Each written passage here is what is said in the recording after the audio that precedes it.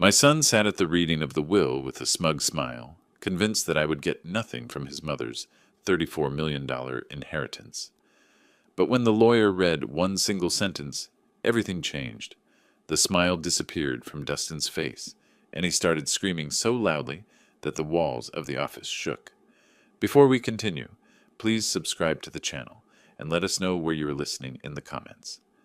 The coffee cup slipped from my fingers, shattering against the linoleum floor as Mrs. Henderson's voice rose through the thin apartment wall. "Your damn sprinklers are flooding my begonias again, Jerry." I grabbed a dish towel, kneeling among the ceramic shards. 65 years old, and still cleaning up messes that weren't entirely my fault. The automatic sprinkler system I'd installed last month had one loose joint that sent water cascading over the property line every third day. I'd tried explaining the repair schedule to my neighbor, but patience wasn't Eleanor Henderson's strong suit. The phone rang. I ignored it, focused on sopping up the spreading coffee puddle. The machine would catch it, but the ringing persisted, cutting through Eleanor's continued shouting from next door. Something about property values and inconsiderate tenants. On the fifth ring, I stood up, tossing the soaked towel into the sink. "Jerry Flores speaking." "Mr. Flores?" "This is Janet Morrison from Morrison, Welsh and Associates in Cheyenne." The woman's voice carried that careful, professional tone I had learned to recognize over the years, the kind that preceded bad news. "I'm calling regarding Brianna Elizabeth Flores." My hand tightened around the receiver. Nobody had called Brianna by her full name in my presence for 15 years. "What about her?" "Sir, I'm very sorry to inform you that Mrs. Flores passed away on Tuesday evening. The funeral service is scheduled for this Friday at 2 o'clock at Riverside Memorial Chapel." The words hit like a physical blow. I sank into the kitchen chair, its familiar creak suddenly too loud in the silence that followed. Tuesday evening, that was 3 days ago. 3 days while I'd been worrying about sprinkler systems and coffee stains. "Mr. Flores, are you there?" Yes, I'm here." My voice sounded strange, distant. "How did you get my number?"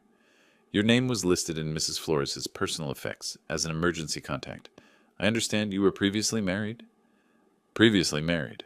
22 years reduced to a legal footnote." "Yes, we divorced in 2010. The words came automatically, muscle memory from various forms and applications over the years. "I see. Well, there will be a reading of the will following the service. You're named as a beneficiary, so your presence would be appreciated." Beneficiary. The word felt foreign, impossible. Brianna had built her empire after our divorce, transforming the small consulting business she'd started during our marriage into something I barely recognized from the newspaper articles. What could she possibly have left me? "Mr. Flores, will you be attending?" Through the kitchen window, I could see Eleanor Henderson examining her waterlogged begonias, hands on her hips in that stance that meant another confrontation was brewing. But her complaints seemed to come from another world now, muffled and insignificant.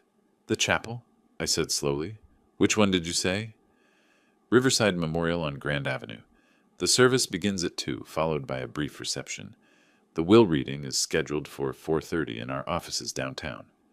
I found myself nodding, though she couldn't see me. "I'll be there." After hanging up, I remained in the chair, staring at the phone as if it might ring again and deliver different news.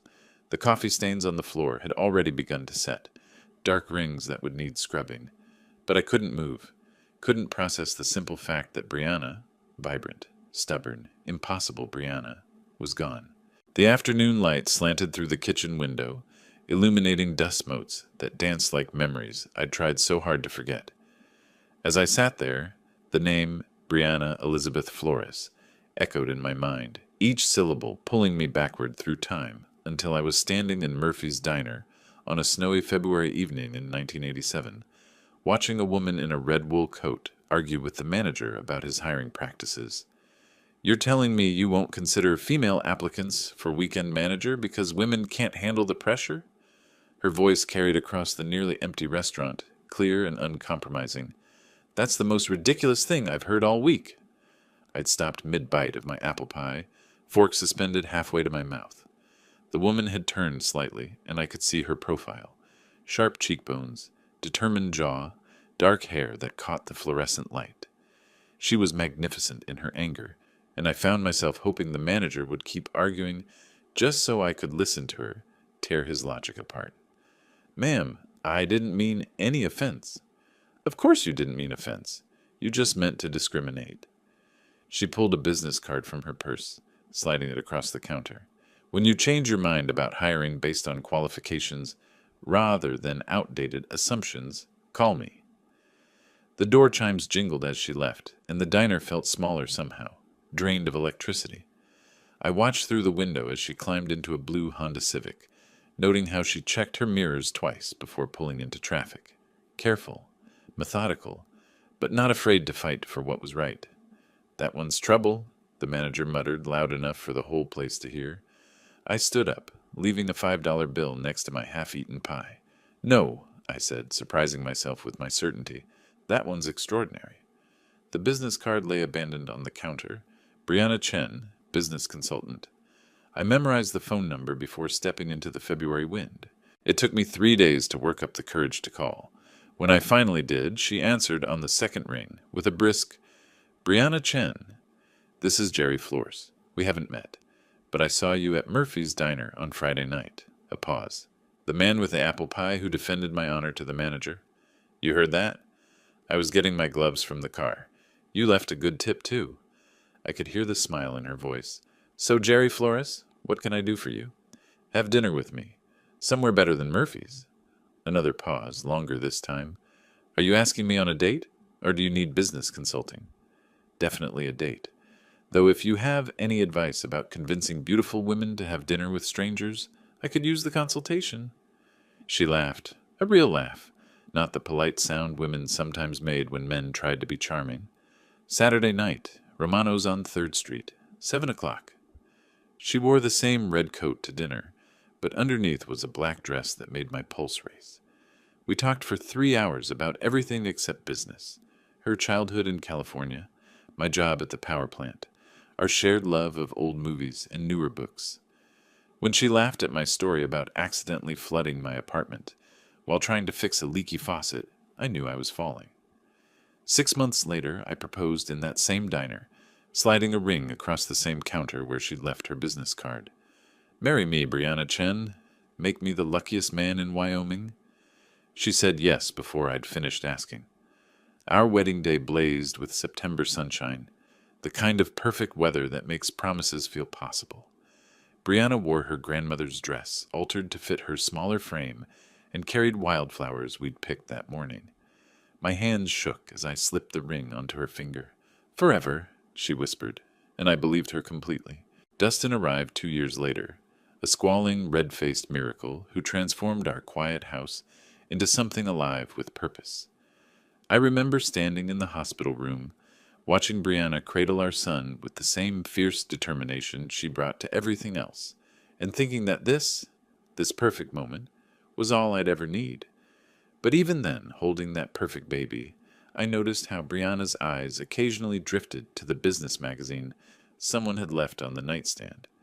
But as Dustin grew from toddler to schoolboy, I began to notice things I'd missed in those first blissful years. When he turned 7, Brianna bought him a computer, not a toy, but a real machine worth more than my monthly salary. "He needs to understand technology," she explained, watching him navigate programs I'd never heard of.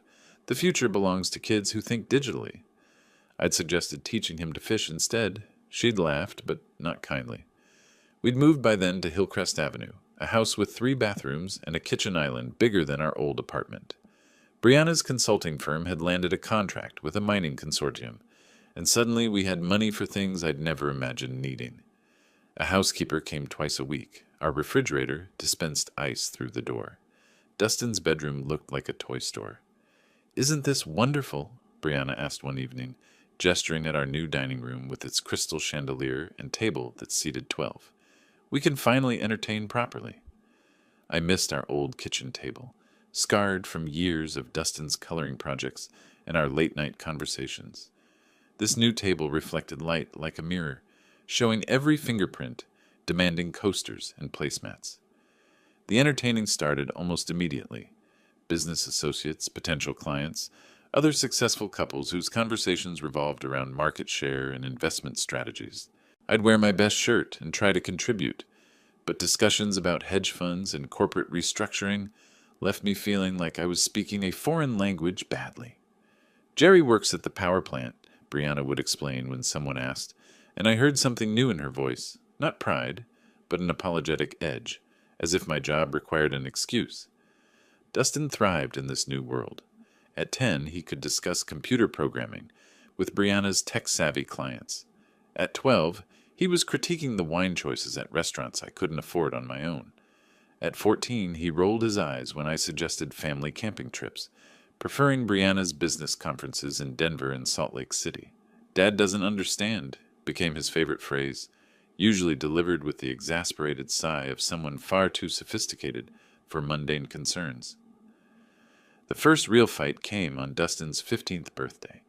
Brianna had planned a party that looked more like a corporate networking event, catered food, hired entertainment, guest list full of business contacts and their children. I'd wanted something simpler, maybe a barbecue in our backyard with his school friends. "This is embarrassing," I told her the night before, watching servers arrange elaborate flower arrangements. "He's 15, not 50. He's growing up in a different world than we did, Jerry." She adjusted a centerpiece with the same precision she brought to contract negotiations. "These connections matter. These relationships will shape his future." "What about just being a kid?" She turned to face me fully, and for a moment I saw something cold in her eyes, calculation where there used to be warmth. "Being just a kid is a luxury we can't afford to give him. The world is competitive. Either we prepare him to win, or we prepare him to lose." I thought about my own 15th birthday, fishing with my father, a homemade cake, presents wrapped in newspaper comics.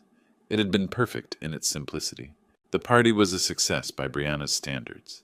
Dustin charmed the adults, networked with their children, received gifts that spoke of serious money, laptop computers, designer clothes, a mountain bike worth more than some cars. But I caught him once, standing alone by the pool, looking lost among all the sophisticated celebration. "You okay, buddy?" I asked. He straightened quickly, slipping back into the persona Brianna had helped him craft. "Of course. Why wouldn't I be?"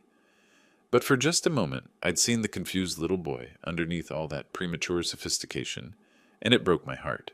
That party marked the beginning of the end, though I didn't recognize it then. What followed were 10 years of slow-motion disaster, like watching a landslide from the bottom of the mountain, inevitable, destructive, and impossible to stop. Brianna's business consumed more of her time, more of her attention, more of her soul. Weekend family dinners became conference calls. Vacation plans got canceled for client emergencies. Dustin's school events competed with board meetings, and the meetings always won. "You don't understand the pressure I'm under," she'd say when I complained about missing another of Dustin's baseball games. "This business supports our lifestyle. Someone has to make the hard choices." But I understood pressure, the kind that came from keeping a power grid running, from making sure thousands of people had electricity when they flipped their switches. The difference was my pressure served something larger than myself. By the time Dustin graduated high school, he'd become a stranger to me.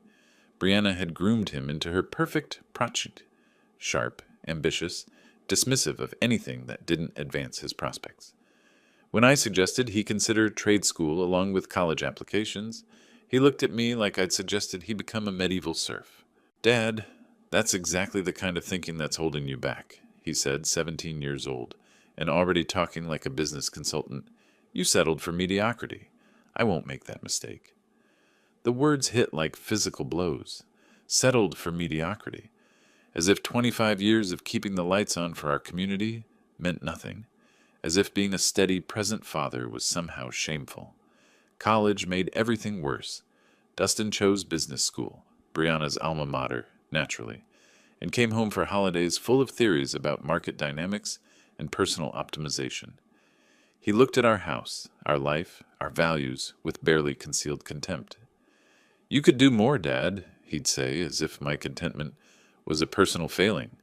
"Mom started with nothing and built an empire. You've had the same job for 20 years.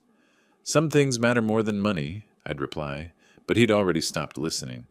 The final explosion came during his senior year. Brianna had been working 100-hour weeks on some massive acquisition deal. I'd been handling everything at home: grocery shopping, laundry, the mundane tasks that kept life running. When she missed Dustin's graduation because of a client crisis, I finally said what had been building for years. "This is enough, Brianna. Family has to come first sometimes." She stood in our kitchen, that crystal and granite shrine to success, still wearing her business suit at midnight, checking emails on her phone. "Don't you dare lecture me about priorities. Everything we have, everything Dustin's accomplished, exists because of my work. What about everything we've lost? Like what?" She finally looked up from her phone, genuinely puzzled. "Like us. Like being a family instead of a corporation." She stared at me for a long moment, and I saw my answer in her eyes before she spoke. "We weren't a family anymore. We were a business arrangement that had outlived its usefulness. Maybe it's time we stopped pretending this is working," she said quietly. The divorce took 6 months. Brianna's lawyers were efficient, professional, devastating. I got the house on Maple Street, our old starter home that she'd kept as rental property, and enough money to live modestly. She got everything else, including Dustin's unquestioned loyalty. "You're holding him back too," Dustin told me during one of our last conversations before he moved to Denver to work for Brianna's company. "All this guilt about family values and simple living. It's toxic, Dad. I can't be around that negativity anymore." I sat alone in my empty house afterward, surrounded by boxes of memories from a life that apparently meant nothing to the people I'd loved most.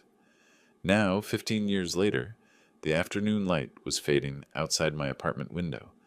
My coffee had grown cold, the ceramic shards still scattered on the floor. Somewhere across town, funeral preparations were underway for the woman who'd once promised me forever, and I had no idea why she'd remembered my name in her will. The 3 days between Janet Morrison's call and the funeral had passed in a strange, suspended state. I'd cleaned my apartment twice, pressed my one good suit, and rehearsed conversations that would never happen. Each morning I'd considered not going, but each evening found me still committed to paying my respects, whatever the cost. Friday morning arrived gray and cold, typical May weather in Wyoming. I stood before my bathroom mirror, adjusting a tie I hadn't worn in 5 years, wondering what Brianna would think of the man I'd become. The reflection showed someone older than I felt inside, silver hair where brown used to be, lines mapping the geography of quiet disappointments. The drive to Riverside Memorial Chapel took 20 minutes through neighborhoods that told the story of Rock Springs' economic divide. My modest apartment complex gave way to middle-class subdivisions, then to the manicured lawns and stone facades, where Brianna's circle lived. The chapel sat on a hill overlooking the town, its Gothic architecture suggesting permanence and prosperity. Cars lined the circular drive, Mercedes sedans, BMW SUVs, a handful of Teslas that probably cost more than I'd made in my best year. I parked my 15-year-old Honda between a Lexus and a Cadillac, feeling like an intruder at someone else's celebration. The chapel's interior whispered money: mahogany pews, stained glass windows, flowers arranged with artistic precision. At least 200 people filled the space, their conversations creating a low hum of respectful mourning mixed with business networking. I recognized some faces from the business dinners Brianna had dragged me to during our married years, but most were strangers from the life she'd built after me. I slipped into a back pew, hoping to remain invisible until the service ended, but whispers followed my arrival like ripples in still water. A woman in an expensive black suit nudged her companion, pointing discreetly in my direction. I caught fragments of conversation. Her ex-husband. "Can you believe after what he put her through?" The stories had taken on their own life over the years, apparently. In this version, I was the villain who'd held back a brilliant woman, the anchor that had nearly drowned her ambitions. I'd learned long ago not to fight narratives that served other people's need for simple explanations. "Dad?" The voice cut through the chapel's murmur like a blade. I looked up to see Dustin striding down the aisle, his face a mask of disbelief and barely controlled anger. At 37, he'd inherited Brianna's sharp features and commanding presence, dressed in a suit that probably cost more than my monthly rent. Success radiated from him like heat from pavement. Expensive watch, perfect haircut, the confident posture of someone who'd never doubted his place in the world. "What are you doing here?" His voice carried across the chapel, turning heads and silencing conversations. I stood slowly, meeting his gaze. "I came to pay my respects." "You lost the right to do that 15 years ago." He moved closer, close enough that I could smell his cologne, something sophisticated and aggressive. "She wouldn't want you here." "Maybe not. But I needed to be here." "For what? To ease your conscience? To play the grieving widower for people who know exactly what kind of husband you were?" The chapel had gone completely quiet now. 200 pairs of eyes focused on our confrontation like spectators at a sporting event. I felt the familiar weight of judgment, the same pressure that had suffocated me during those final years of our marriage. But this time, something was different. This time, I had nothing left to lose. "I'm not here to cause trouble, Dustin. I'll sit in the back. I won't speak to anyone. When the service ends, I'll leave." "You'll leave now." His voice rose another notch, drawing murmurs of approval from the crowd. "You embarrassed her enough when she was alive. Don't compound it by pretending to grieve her death." I remained standing, holding his stare. Around us, the chapel buzzed with anticipation. Someone coughed. A cell phone vibrated against wood. Before I could respond, Dustin turned to address the gathered mourners, his voice carrying the practiced authority of someone accustomed to commanding rooms. "I apologize for this disruption during what should be a time of remembrance." He gestured toward me with the casual dismissal of someone swatting a fly. "My father seems to have forgotten that divorce means you're no longer family." A few people nodded. Someone whispered agreement. I felt heat rising in my cheeks, but forced myself to remain calm. "For those who don't know," Dustin continued, warming to his theme, "this is Jerry Flores, the man who spent 22 years holding back one of the most brilliant women this town has ever produced. While my mother was building an empire that employed hundreds of people, he was content to punch a time clock and complain about her ambitions." "Dustin, that's enough." The words came out harder than I intended. "Is it? Because I think these people deserve to understand why you're really here." He turned back to the crowd, a prosecutor addressing a jury. "He took half her assets in the divorce, despite contributing nothing to her success. Then he spent 15 years acting like the victim, while she built something magnificent." The crowd was fully engaged now, a few heads nodding in agreement. I saw faces I recognized, former neighbors, people I'd considered friends during the marriage. None of them met my eyes. She supported him for years while he refused to grow, refused to take risks, refused to be the partner she deserved. And now that she's gone, he shows up expecting sympathy, expecting to be treated like he mattered in her life. Each word landed like a physical blow, not because they were entirely untrue, but because they reduced 22 years of marriage to a simple story of failure and blame. I thought about defending myself, explaining the complexity of what we'd shared, the love that had existed alongside the growing incompatibility. But what was the point? These people had chosen their narrative long ago. "My mother died building something that will outlast all of us," Dustin concluded, his voice rising with conviction. "She deserved a husband who would have helped her reach those heights, not one who tried to drag her down to his level." The chapel fell silent. I stood there, fully exposed, feeling the weight of 200 judgmental stares. Part of me wanted to walk out, to spare myself the continued humiliation, but another part, the part that had loved Brianna Chen more than anything else in the world, refused to be driven away from her final goodbye. "Are you finished?" I asked quietly. Dustin's eyes flashed with surprise. He'd expected me to crumble, to slink away in shame. When I remained standing, his confidence flickered for just a moment. "I loved your mother for 40 years, I said, my voice carrying clearly through the silent chapel. 22 of them as her husband, 18 more as someone who wished her well, despite everything that went wrong between us. I'm not here to make claims or demand recognition. I'm here because, once upon a time, we made promises to each other that mattered, and I choose to honor that memory." I sat back down, folding my hands in my lap. Around me, the silence stretched uncomfortably. Dustin stood frozen in the aisle, apparently unprepared for resistance to his public trial. "The service will begin in 5 minutes," someone announced from the front of the chapel, the funeral director, probably, trying to restore order to his carefully orchestrated event. Dustin shot me one final look of contempt before striding toward the front pew, reserved for family. As conversations gradually resumed, I caught fragments of continued gossip. Nerve of some people. Poor Dustin having to deal with this. Should have stayed home. But I stayed. Through the eulogy that painted Brianna as a visionary who'd overcome obstacles to achieve greatness. Through the readings from business associates who spoke of her leadership and innovation. Through the musical selections that emphasized triumph over adversity. When it ended, people filed past offering condolences to Dustin while pointedly ignoring me. I waited until the chapel had mostly emptied before standing to leave. "Mr. Flores?" A man in an expensive suit approached, middle-aged, professional, carrying a leather briefcase. "Dan Morrison from Morrison, Welsh and Associates. Could I have a word?" As the last hymn faded and the funeral director stepped forward with closing remarks, I felt the familiar weight of exhaustion settling over me like a heavy coat. The ordeal was nearly over.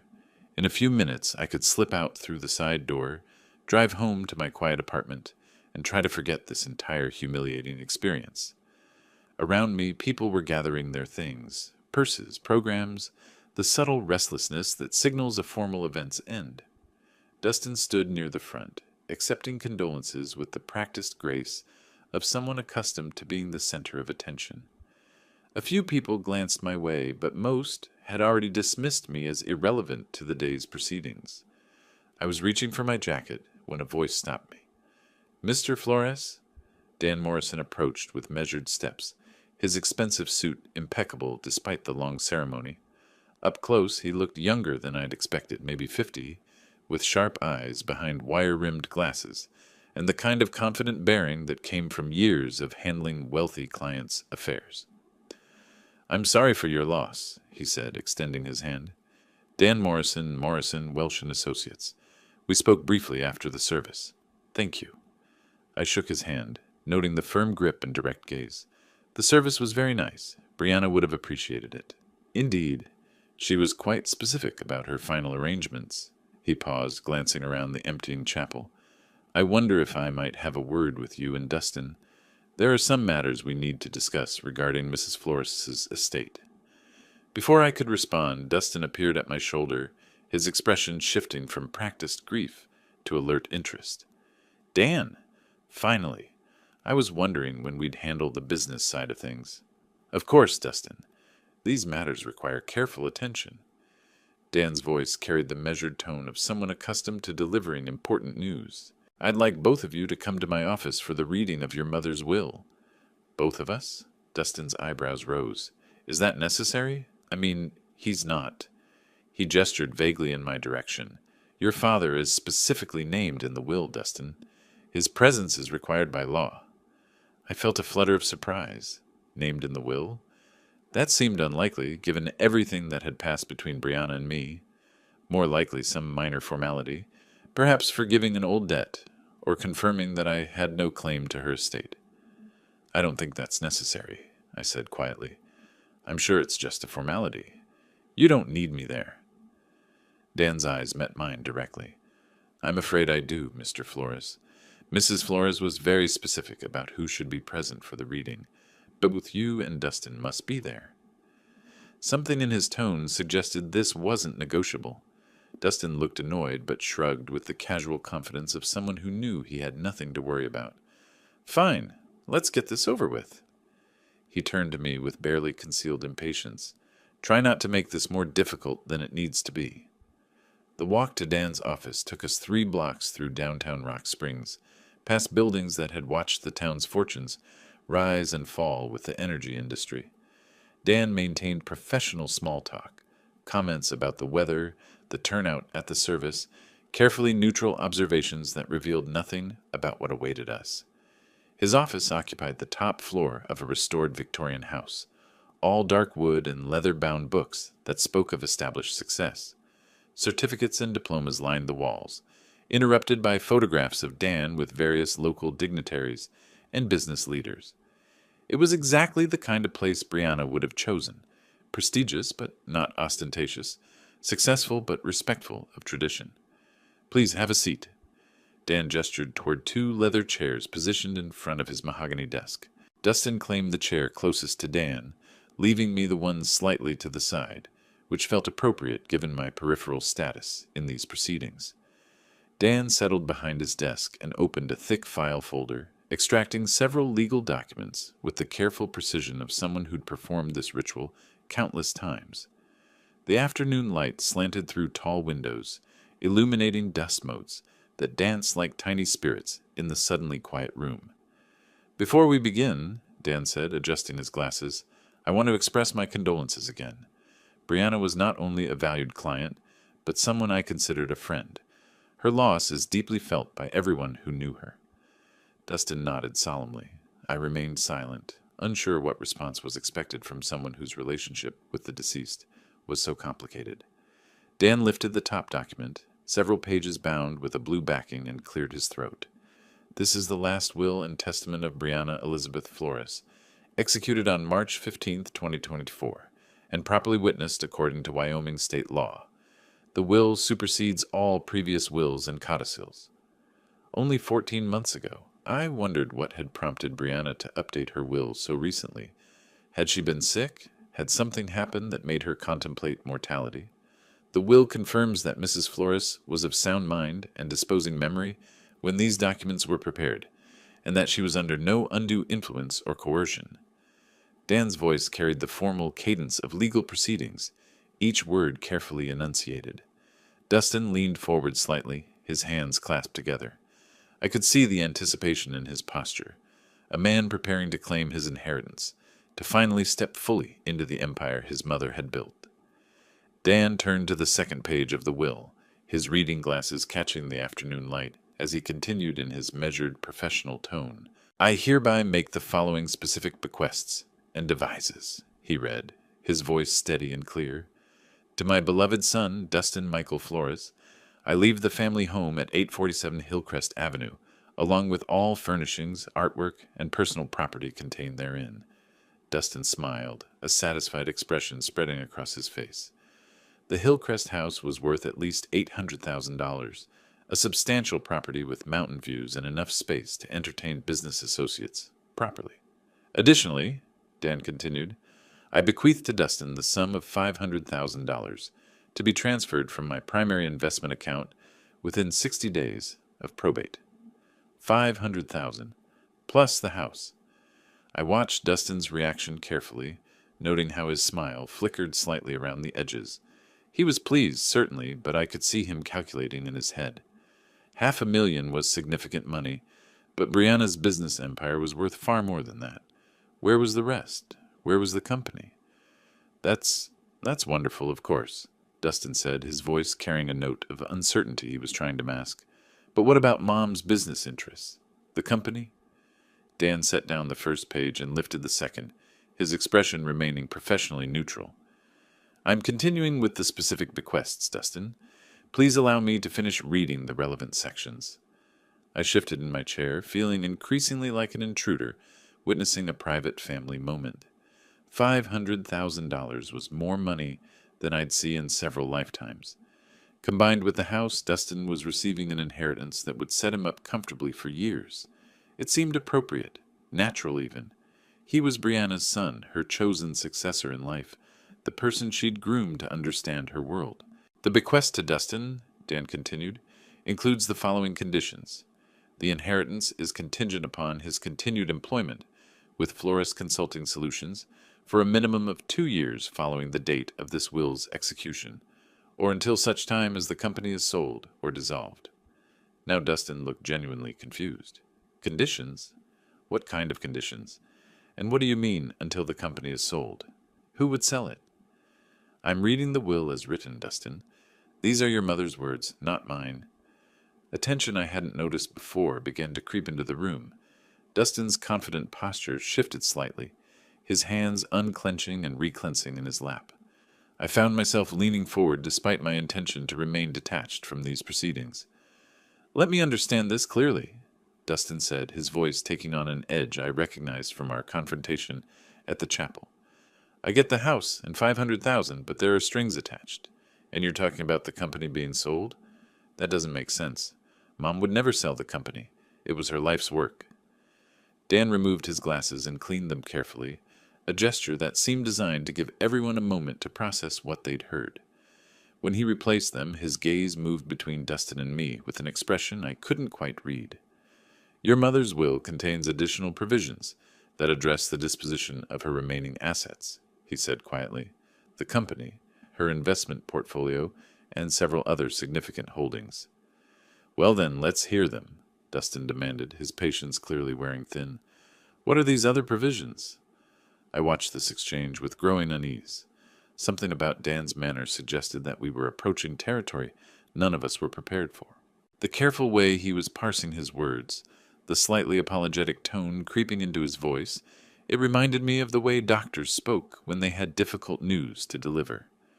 Before I continue, Dan said, settling back in his chair, I want to emphasize that these documents represent Mrs. Flores's final, considered wishes. They were prepared after extensive discussion and consultation, and she was adamant about their contents. The room fell silent except for the tick of an antique clock on Dan's bookshelf. Dustin stared at the lawyer with growing alarm, while I found myself wondering why Brianna had insisted I be present for what seemed like a straightforward family matter. Dan lifted the third page of the will, his eyes scanning the text briefly before looking up at both of us.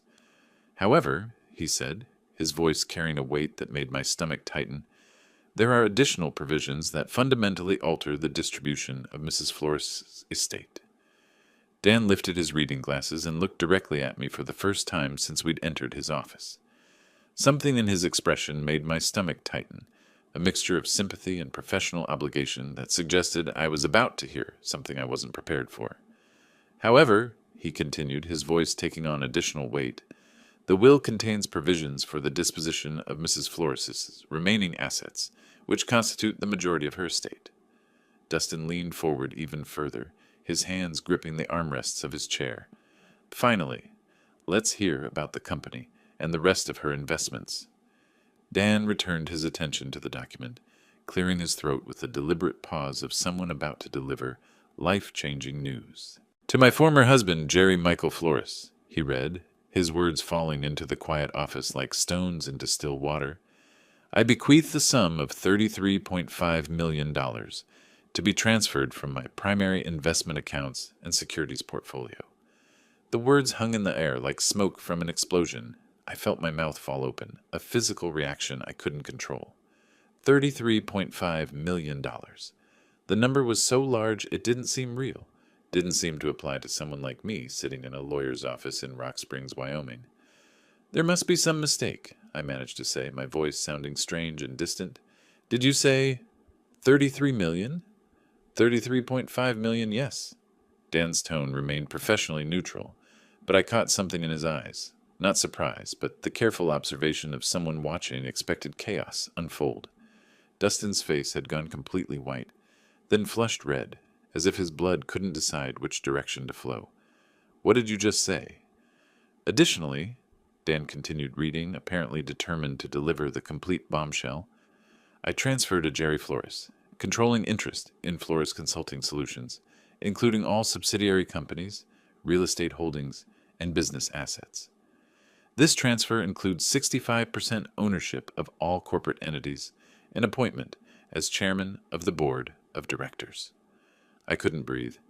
The room seemed to tilt sideways, as if the laws of physics had suddenly changed their minds about how the world should work. Controlling interest in Brianna's company, the empire I'd watched her build from nothing, the business that had eventually consumed our marriage, the source of wealth that had made me feel so inadequate. She was giving it all to me. This can't be right. My voice came out as barely a whisper. There has to be some error in the documentation. I assure you, Mr. Flores, there is no error. Dan removed his glasses again, cleaning them with methodical precision. These documents were prepared under Mrs. Flores's direct supervision. She reviewed every word multiple times and confirmed these were her exact wishes. Dustin shot to his feet so abruptly his chair rolled backward, and struck the wall. This is impossible? She wouldn't. She couldn't. He turned to stare at me with an expression of pure disbelief, mixed with something darker. What did you do? How did you manipulate her? I didn't do anything, I said weakly, still trying to process the impossibility of what I'd just heard. I haven't spoken to your mother in 15 years. Bullshit! The word exploded from Dustin like a gunshot. People don't just give away $33 million to their ex-husbands for no reason. You must have gotten to her somehow. Convinced her when she was sick, when she wasn't thinking clearly. Dan's voice cut through Dustin's rising hysteria with professional authority. I can assure you that Mrs. Flores was of completely sound mind when she executed these documents. She underwent a thorough mental competency evaluation, specifically to prevent any future challenges to the will's validity. I sat frozen in my chair, watching this scene unfold as if it were happening to someone else. The numbers Dan had read, $33.5 million, controlling interest in a multi-million-dollar company, belonged in a different universe than the one where I worried about grocery bills and car repairs. But why? I asked, the question emerging from some deep place of confusion and disbelief. Why would she do this? Dan gathered the will documents into a neat stack, his movements careful and deliberate. Mrs. Flores left specific instructions regarding that question, Mr. Flores. She asked me to share a personal message with you after reading these provisions. Dustin's face contorted with rage and betrayal. A personal message? She left him a personal message, but cut me out of everything that mattered. You received a substantial inheritance, Dustin, Dan replied calmly. $500,000 in a valuable property represent more wealth than most people see in their lifetimes. Compared to what he's getting, Dustin pointed at me with a shaking finger, you're talking about hundreds of millions in total assets. The company alone is worth more than everything else combined. The room pulsed with tension so thick I could taste it. Somewhere in the back of my mind, I realized that my entire life had just changed in ways I couldn't begin to comprehend. But all I could focus on was the impossible fact that Brianna, stubborn, ambitious Brianna who had grown to resent everything I represented, had somehow decided to give me everything she'd built. That's when Dustin completely lost control. "This is fraud!" he screamed, his voice cracking with rage. "Criminal fraud! She was manipulated, coerced, mentally compromised." He whirled toward me, his face twisted with fury and disbelief. "You did something to her. There's no other explanation." I shrank back in my chair, overwhelmed by the violence of his reaction. "Dustin, I swear to you, I had no contact with your mother. I didn't even know she was sick." "Liar!" He slammed his palm against Dan's desk, sending papers scattering. "Nobody gives away everything they've built to someone who abandoned their family. Someone who couldn't even be bothered to call when she was dying." "She didn't abandon anyone," I said quietly, finding some small reserve of strength. "Our marriage ended, but that doesn't mean—" "It means exactly that." Dustin's voice rose to a near shriek. "You walked away from us. You took your pathetic settlement and disappeared into your pathetic little life while she built an empire. And now you want me to believe she just decided to hand it all over to you?" Dan's voice cut through the chaos with professional authority. "Mr. Flores, Dustin, I understand this is difficult news, but I must insist you control yourself. These are your mother's clearly stated wishes, executed with full legal authority." Dustin spun toward the lawyer, his eyes blazing. "I want every document examined. I want psychiatric evaluations. I want to know every single contact this man had with my mother in the past 5 years." "There were no contacts," Dan replied calmly. "Mrs. Flores made that very clear when she explained her decision." "Explained her decision?" Dustin's laugh was bitter and sharp. "So she did explain why she decided to betray her only son and give everything to the man who ruined her first marriage? She left a personal message for your father, yes." The word father seemed to hit Dustin like a physical blow. For just a moment his rage flickered, and something else showed through, a pain so deep it made my chest ache.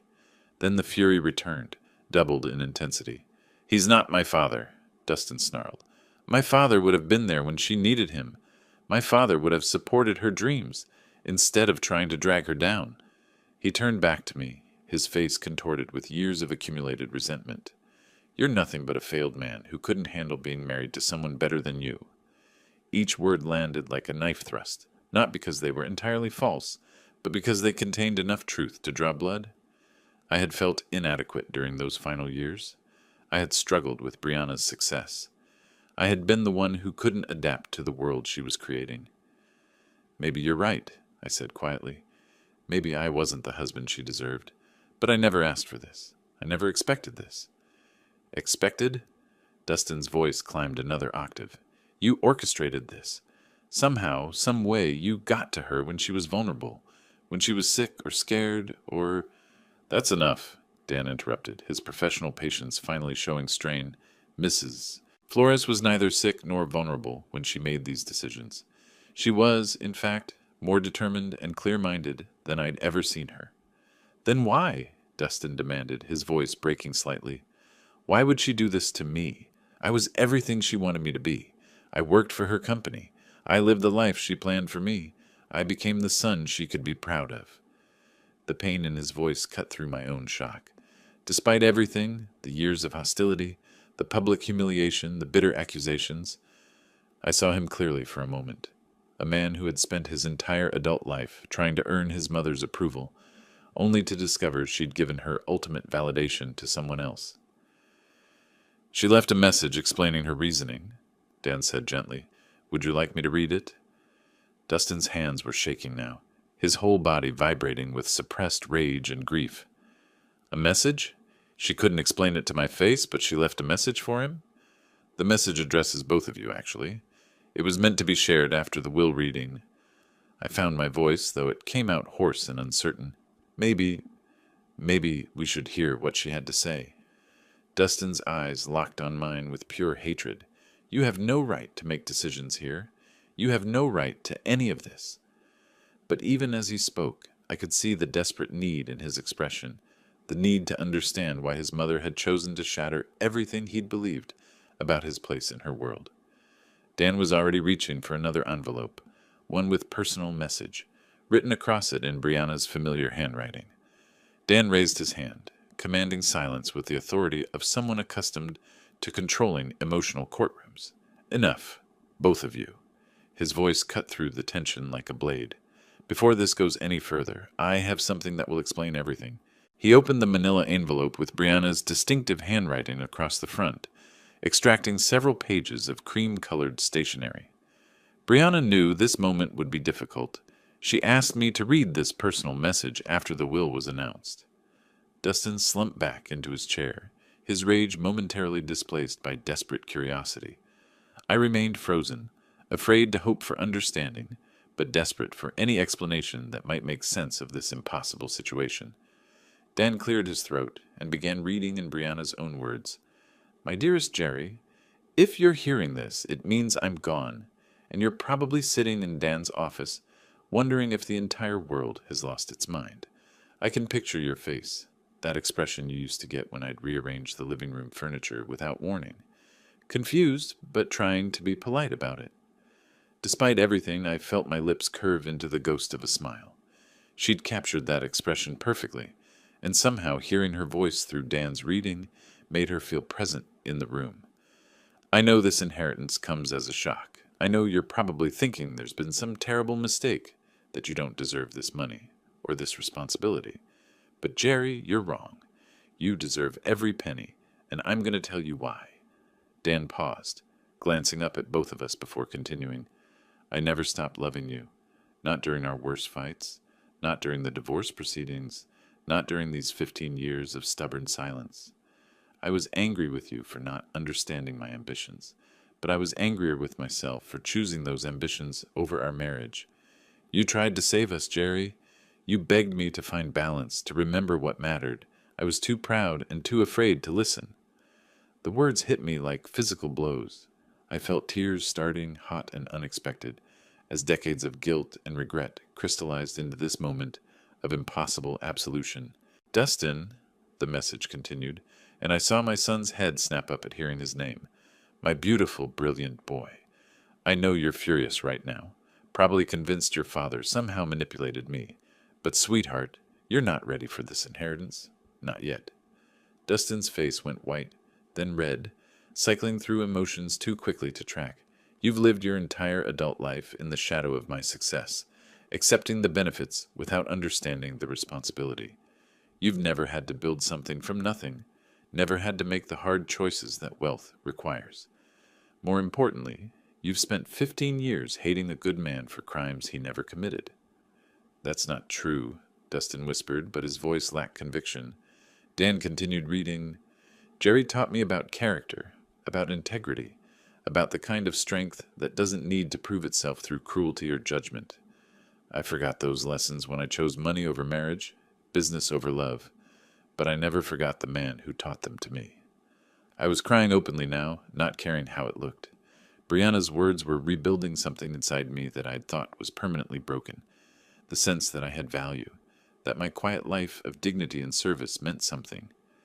Dustin, you have received enough to live comfortably and explore who you might become without the weight of unlimited wealth. Learn to build something yourself. Learn to value people over profit. Learn to forgive your father for the crime of being human and imperfect. Dustin made a sound like a wounded animal, but whether from rage or pain I couldn't tell. Jerry, you're inheriting more than money. You're inheriting the chance to do what I should have done, to use wealth as a tool for good, rather than a weapon for proving superiority. I trust you because you never wanted this, because you'll never use it to hurt people the way I sometimes did. The message continued for several more paragraphs, outlining practical arrangements and expressing hopes for both our futures. But the core message was clear. Brianna had chosen love over entitlement, character over expectation, wisdom over wealth. When Dan finished reading, the office fell into profound silence. I sat with tears on my cheeks, overwhelmed by the gift of knowing that Brianna had loved me until the end. Dustin stared at the floor, his entire worldview crumbling around him. Finally, Dan folded the letter carefully and placed it back in its envelope. She asked me to give this to you, Jerry. The original is yours to keep. I reached for the letter with trembling hands, holding the last conversation I would ever have with the woman who had shaped my life in ways both beautiful and painful. The weight of Brianna's words settled over the office like dust after an explosion. For several minutes, none of us spoke. I held her letter against my chest, feeling the physical reality of her final gift, not just the money, but the restoration of my worth in her eyes and, more importantly, in my own. Dustin was the first to break the silence. This isn't over, he said quietly, but the fire had gone out of his voice. I can contest this. Mental incapacity, undue influence, fraud. There are ways to challenge a will. I looked at him, really looked at him, for the first time since we'd entered Dan's office. I saw a man who had spent his entire life expecting the world to bend to his wishes, who had never learned that love couldn't be inherited or demanded, only earned. You could try, I said gently, but your mother was right, Dustin. You're not ready for this responsibility. And you are? His laugh was bitter, hollow. You're a nobody, Dad, a retired power plant worker with no business experience, no connections, no understanding of what it takes to run a company worth hundreds of millions.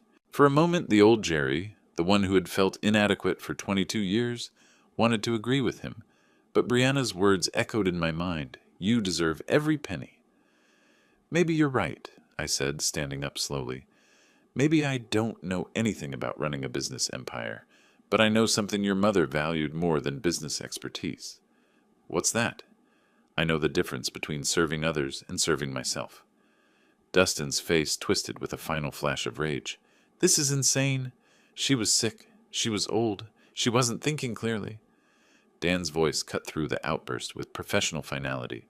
Your mother was 62 years old and in perfect mental health when she executed these documents. She underwent extensive psychological evaluation specifically to prevent the kind of challenges you're threatening. Then why? Dustin's voice cracked like a teenager's. Why would she do this to me? I felt a surge of unexpected compassion for this angry man who was, despite everything, still my son. She didn't do it to you, Dustin. She did it for you. She gave you a chance to discover who you are when you're not living in the shadow of unlimited wealth. I don't want that chance. The words exploded from him with the force of 15 years of entitlement and expectation. I want what's rightfully mine. What's rightfully yours, I said quietly, is $500,000 and a house worth nearly $1 million. That's more than most people see in a lifetime. What you think you deserved was never really yours to begin with. Dustin stared at me for a long moment, and I saw him realize that something fundamental had changed. The man he'd publicly humiliated that morning, the father he'd dismissed as a failure, was no longer asking for his approval or understanding. "You think you've won?" he said, gathering his coat with shaking hands. "You think this makes you some kind of hero?" "No," I replied, and I felt the truth of it in my bones. "I think it makes me responsible." He stood at the office door for a moment, seeming smaller than when he'd entered. "This isn't finished." "Yes, it is," I said gently. "This finished the moment your mother made her choice. The only question now is what you do with the life she's given you." He left without another word, the door closing behind him with a soft click that seemed to echo in the sudden quiet. Dan began organizing papers on his desk, the rustle of documents returning us to practical reality. There will be paperwork to complete, accounts to transfer, board meetings to schedule. The company's current management team is excellent. They can help you transition into your new role. I nodded, still processing the magnitude of what had happened. "Dan, can I ask you something?" "Of course." "Did she really love me, even after everything that went wrong between us?" He smiled, the first genuine smile I'd seen from him all day. "Jerry, she talked about you every time we met. Not about the divorce, not about the problems, about the man who taught her that success without character is just expensive failure." I walked out of that office a different man than the one who had entered. The afternoon sun felt warmer, the air cleaner. I had work to do, responsibilities to embrace, a company to learn about and improve. But for the first time in 15 years, I felt worthy of the challenge. Justice, I realized, wasn't about revenge or vindication. It was about recognition. The recognition that character matters more than credentials, that patience outlasts entitlement, and that love, real love, never truly dies. Brianna had seen all of that, and in her final act, she had given me the chance to prove her right. If you like this story, please like this video, subscribe to the channel, and share your impressions of this story in the comments. To listen to the next story, click on the box on the left. Thank you for watching.